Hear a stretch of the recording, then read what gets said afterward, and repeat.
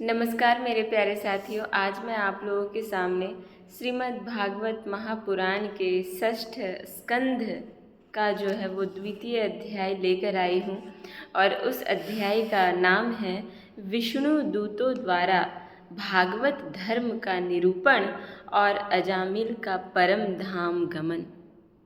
तो चलिए देखेंगे कि किस प्रकार से विष्णु दूत पृथ्वी लोक पे आते हैं और उनके द्वारा जो भागवत धर्म के बारे में बताया जा रहा है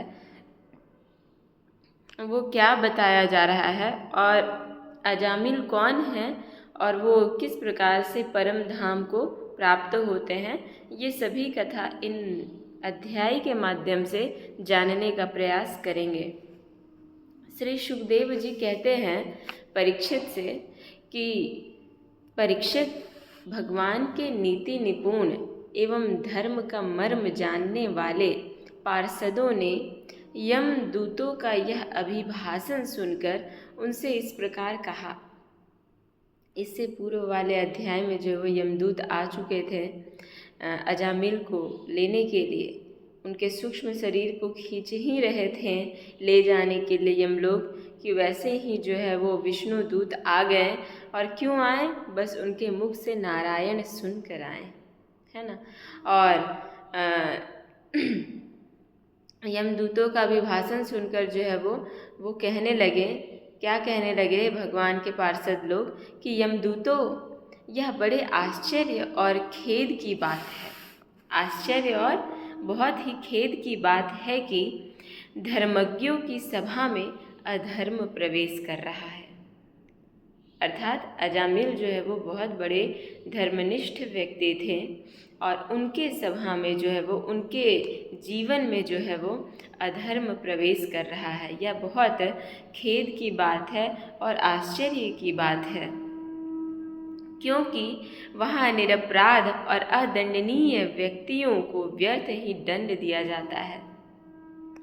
जो प्रजा के रक्षक हैं, जो प्रजा के पति हैं, शासक हैं, समदर्शी हैं और परोपकारी हैं, यदि वे ही प्रजा के प्रति विषमता का व्यवहार करने लगे तो फिर प्रजा किसकी शरण लेगी? आप ही बताइए जरा, जो आप लोग आए हैं इस तरह से ले जाने के लिए।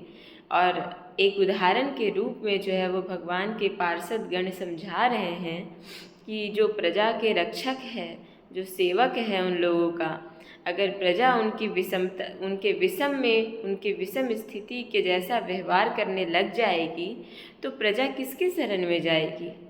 और उनका कौन है? और तो कोई नहीं है देखने वाला।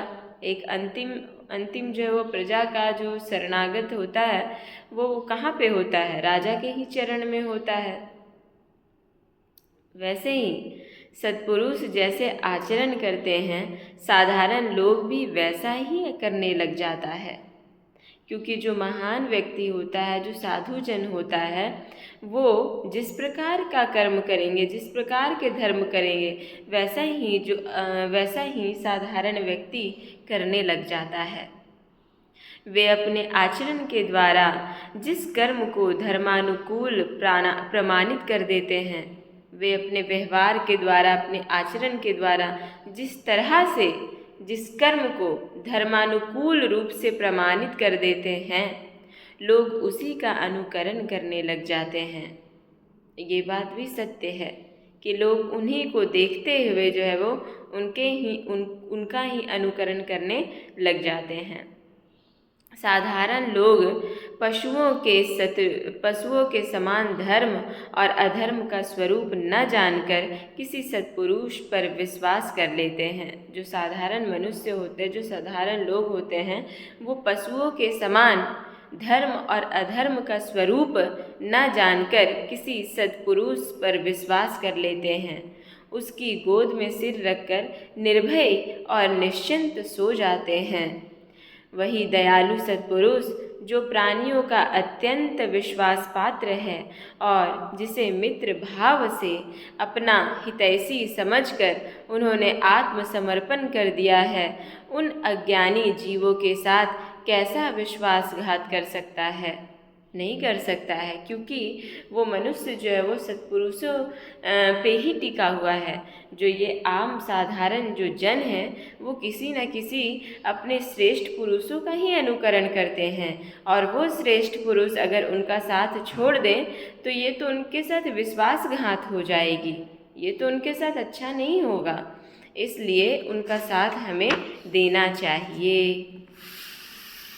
यमदूतों, इसने कोटि कोटि जन्मों की पाप राशि का पूरा पूरा प्रायश्चित कर दिया है। किसने? अजामिल ने। क्योंकि इसने विवश होकर ही सही भगवान के परम कल्याणमयी नाम का उच्चारण तो किया। मरते टाइम जब उसकी प्राण जा रही थी, जब उसके प्राण को खींच रहे थे, तभी जो है ये मरते टाइम मृत्यु के समय ये नारायण रूपी कल्याणमय शब्द का उच्चारण तो किया। जिस समय इसने नारायण इन 4 अक्षरों का उच्चारण किया, उसी समय केवल उतने से ही इस पापी के समस्त पापों का प्रायश्चित हो गया। चोर, शराबी, मित्रद्रोही, ब्रह्मघाती, गुरु पत्नीगामी ऐसे लोगों का संसर्गी स्त्री, राजा, पिता और गाय को मारने वाला, चाहे जैसा और चाहे जितना बड़ा पापी हो, सभी के लिए यही इतना ही सबसे बड़ा प्रायश्चित है कि भगवान के नामों का उच्चारण करें। क्योंकि भगवान नामों के उच्चारण से मनुष्य की बुद्धि भगवान के गुण, लीला और स्वरूप में रम जाती है, और स्वयं भगवान की उसके प्रति आत्मीय बुद्धि हो जाती है। बड़े बड़े ब्रह्मवादी ऋषियों ने पापों के बहुत से प्रायश्चित, कृच्छ्र, चांद्रायण आदि व्रत बतलाए हैं, परंतु उन प्रायश्चितों से पापी की वैसी जड़ से शुद्धि नहीं होती जैसे भगवान के नामों का उनसे गुम्फित पदों का उच्चारण करने से होती है। क्योंकि वे नाम पवित्र कीर्ति भगवान के गुणों का ज्ञान कराने वाला है। यदि प्रायश्चित करने के बाद भी मन फिर से कुमार्ग में पापी ओर दौड़े तो वह चरम सीमा का पूरा पूरा प्रायश्चित नहीं किया है। इसलिए जो लोग ऐसा प्रायश्चित करना चाहें कि जिससे पाप कर्मों और वासनाओं की जड़ भी उखड़ जाए, उन्हें भगवान के गुणों का ही गान करना चाहिए, क्योंकि उससे चित्त सर्वथा शुद्ध हो जाता है। इसलिए यमदूतों, तुम लोग अजामिल को मत ले जाओ, इसने सारे पापों का प्रायश्चित कर लिया है, क्योंकि इसने मरते समय भगवान के नाम का उच्चारण किया था। बड़े बड़े महात्मा पुरुष यह बात जानते हैं कि संकेत में, परिहास में, तान अलापने में अथवा किसी की अवहेलना करने में भी यदि कोई भगवान के नामों का उच्चारण करता है तो उसके सारे पाप नष्ट हो जाते हैं। जो मनुष्य गिरते समय, पैर फिसलते समय, अंग अंग होते समय, अंग भंग होते समय और सांप डसते समय, आग में जलते तथा चोट लगते समय भी विवशता से हरि हरि कहकर भगवान के नाम का उच्चारण कर लेता है, वह यम यातना का पात्र नहीं रह जाता। महर्षियों ने जानबूझकर बड़े पापों के लिए बड़े और छोटे पापों के लिए छोटे प्रायश्चित बतलाए हैं। इसमें संदेह नहीं है कि उन तपस्या, दान, तप आदि प्रायश्चितों के द्वारा वे पाप नष्ट हो जाते हैं, परंतु उन पापों से मलिन हुआ उसका हृदय शुद्ध नहीं होता। भगवान के चरणों की सेवा से वह भी शुद्ध हो जाता है।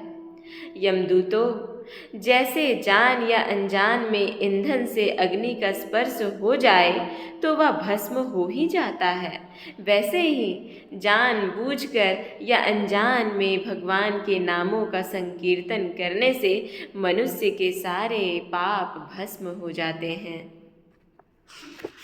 कितनी अच्छी बात कही है।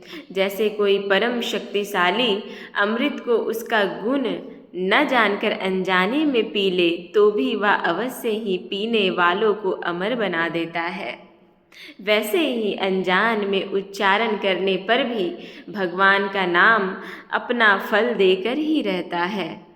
इस प्रकार से भगवान के नाम का जो है वो संकीर्तन करने के लिए कहा गया है, जोर दिया गया है इस पे। श्री सुखदेव जी कहते हैं, क्या कहते हैं, राजन, इस प्रकार भगवान के पार्षदों ने भागवत धर्म का पूरा पूरा निर्णय सुना दिया और अजामिल को यमदूतों के पाश से छुड़ाकर मृत्यु के मुख से बचा लिया।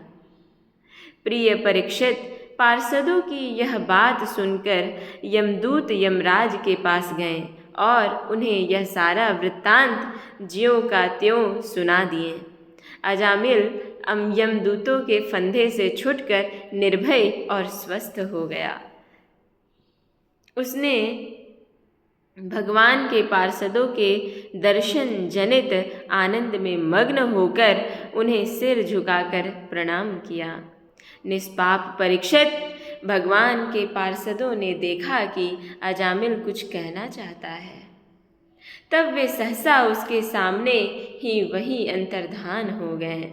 इस अवसर पर अजामिल ने भगवान के पार्षदों से विशुद्ध भागवत धर्म और यमदूतों के मुख से वेदोक्त सगुण धर्म का श्रवण किया था। सर्व पापहारी भगवान की महिमा सुनने से अजामिल के हृदय में शीघ्र ही भक्ति का उदय हो गया। अब उसे अपने पापों को याद करके बड़ा पश्चाताप होने लगा। अरे, मैं कैसा इंद्रियों का दास हूँ। मैंने एक दासी के गर्भ से पुत्र उत्पन्न करके अपना ब्रह्मणत्व नष्ट कर दिया था। यह बड़े दुख की बात है। धिक्कार है मुझे, बार बार धिक्कार है। मैं संतों के द्वारा निंदित हूँ, पापात्मा हूँ मैंने अपने कुल में कलंक का टीका लगा दिया। हाय हाय, मैंने अपनी सती एवं अबोध पत्नी का परित्याग कर दिया और शराब पीने वाले कुल्टा का संसर्ग किया।